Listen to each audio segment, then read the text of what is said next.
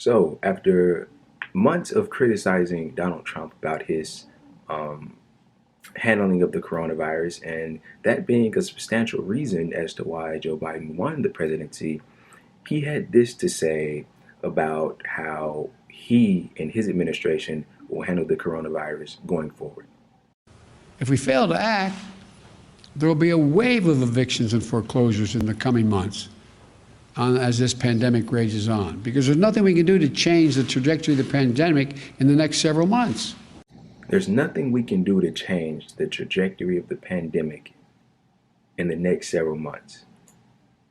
Now, correct me if I'm wrong, but does that sound like a lie to you? Because it sounds like a lie to me.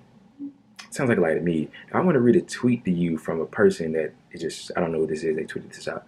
Step 1, criticize opponent for how he handles an issue. Step 2, gain power. Step 3, announce that you can't fix the issue either.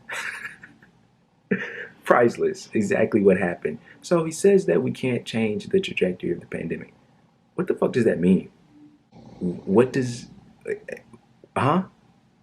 So we can't change the trajectory of the pandemic that's raging through America, has killed over 400,000 people at this point. You said you had a plan. You said you had an idea. You said you were going to be better than Donald Trump on this. So where is it? I don't understand. The vaccine rollout has been abysmal.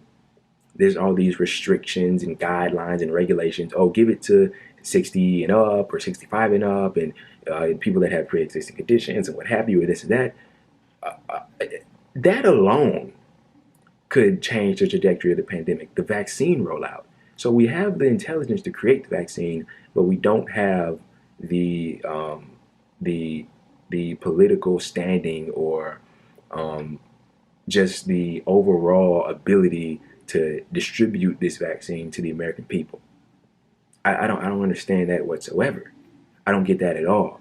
So what I propose is just give it to anybody that wants it.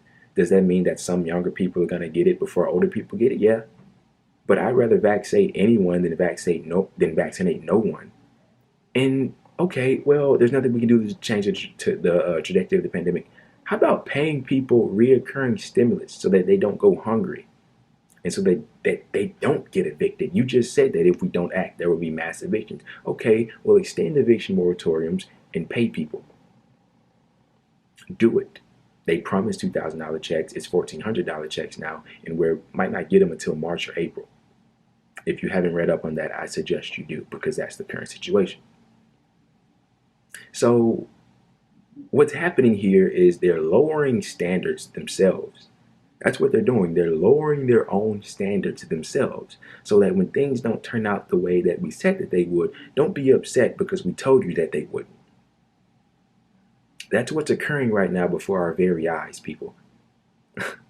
Right? They were these geniuses. A couple months ago, they were these geniuses that had this plan and everything was going to work out and we were going to do this and we were going to be so much better than Donald Trump. But now it seems like, oh, well, there's nothing we can do. It's all right. How about a universal mask mandate if you don't want to shut things down and pay people to stay home? I don't understand this logic. This, oh, well, there's nothing we can do now. We have the vaccine. We have the money to give to people. We just have to give it to them. You have the Senate, you have the House, you have the presidency. There's literally no excuses, man. And don't let these people lie to you. Don't let these Democratic defenders make you think that there's nothing that he can do, because there is something that he can do.